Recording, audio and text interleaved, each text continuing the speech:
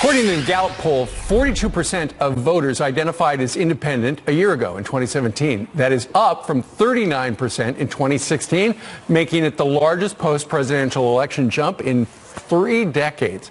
So what are these independent voters looking for in the midterms, which are 2 weeks and 1 day away? Let's talk to this independent panel we have assembled. Michael Wilner, screen left, is the director of the Serve America movement. Kathy Stewart is the Vice President for National Development at Independent Voting. John Opdyke is the President of Open Primaries. And Aaron Comey is the Chairman of the Manhattan Libertarian Party. Ladies and gentlemen, good morning to all of you. Good morning. Good morning. All right, Aaron, let's start with you. What's the number one thing that you are concerned about regarding the midterms? Solutions. Somebody whose candidates are offering actual solutions. And, you know, that's why I just look at someplace like New York, where you've got this race going on, and a lot of candidates are just bickering back and forth, the R&D about, well, I'm not him. But I like that in New York for governor, we have Larry Sharpe, who's actually offering actual solutions. Is a businessman, and he's got ideas that are revolutionary. Okay. Kathy, what about you? What is the one thing you're looking at as you watch the two parties go back and forth? Because the country is really polarized. You got wingers on both sides, and then we've got you. Exactly. So I think there's sort of two levels at which I think about this. I think independent voters are looking for candidates that can get the job done, that can work on policy first, put their party aside. But I think there's another level to understanding who independents are, is that we're voters who are saying we want to be free from the political parties. We think part of the problem is the political parties. We just did a national survey of 5,000 independent voters all across the country, and the number one reason they gave for being independent is that they think that the two political parties have failed the country. They put their own interests first instead of the interests of the American people. So I think when we go to vote, we're looking for candidates that can do the right job. All right. John? I think independents are looking for candidates, whether they are independents, Democrats, or Republicans, who are willing to go up against the establishment, not just in Washington, but in their own party. That's something that independents are very attuned to, is candidates who are willing not just to attack the other side. Right. That's easy, everybody can do that. But to go up against the orthodoxy and the hierarchy in their own party and say they're going to put the country first. Give me an example of somebody who's doing that. I think Ro Khanna, he's a congressman from California. He is Democrat or Republican? He's a Democrat. He's very progressive.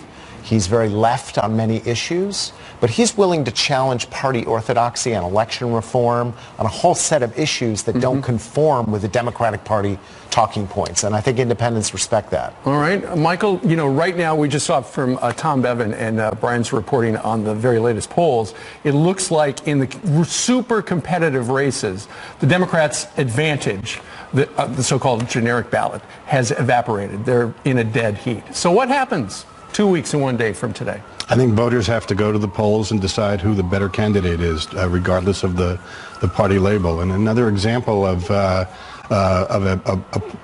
party member who is running as a new party candidate is right here in New York, in the governorship race with Stephanie Miner, the former mayor of Syracuse, who is a registered Democrat, running on a fusion ticket with Michael Volpe, who's a registered Republican, mayor of Pelham, New York.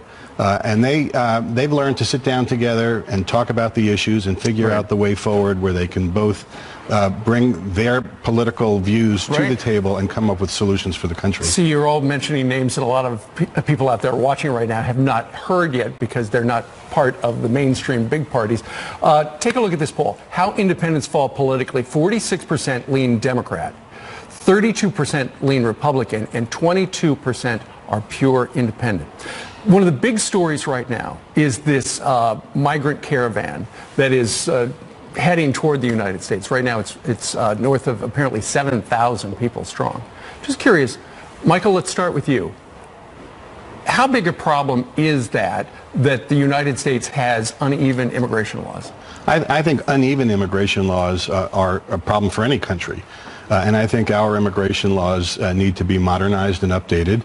But this country is founded on immigration, and all of us come from immigrants. Sure. So what should the United States do if those 7,000 people, by the time it gets here, it could be 10,000, it could be 20,000. What should the United States do about those people? This is the mightiest country on the planet. I think we can handle a caravan of people unarmed coming to this country. So let them in. And, well, I'm saying to process them properly. Right. Okay, Kathy, real quick. Real quick, I think that the immigration crisis that we're seeing is a result of the failure of the two Democratic parties to actually engage the issue. Instead, they use it like a partisan football. Sure. But I have to challenge the idea that independents are leaners. I think that no political party owns independent voters. The leaner question tries to put us back in the box, the very box that we jumped out of. You don't like that. John, real quick on the immigration. There's a humanitarian crisis taking place in Central America, and yet this issue gets turned into a complete political football. There's very little honest discussion about what's actually happening. It gets turned into talking points. And Aaron. Yeah, treating this as an invasion is a bad idea, and it's going to end horribly if it is treated such as that way. So I think people have to realize, these are human beings coming here, and there needs to be a real solution offered in dealing with it. Sure, but the backdrop is the midterms, and so it all becomes political. Let's see what happens. Great discussion. Thank you very much. Thank you.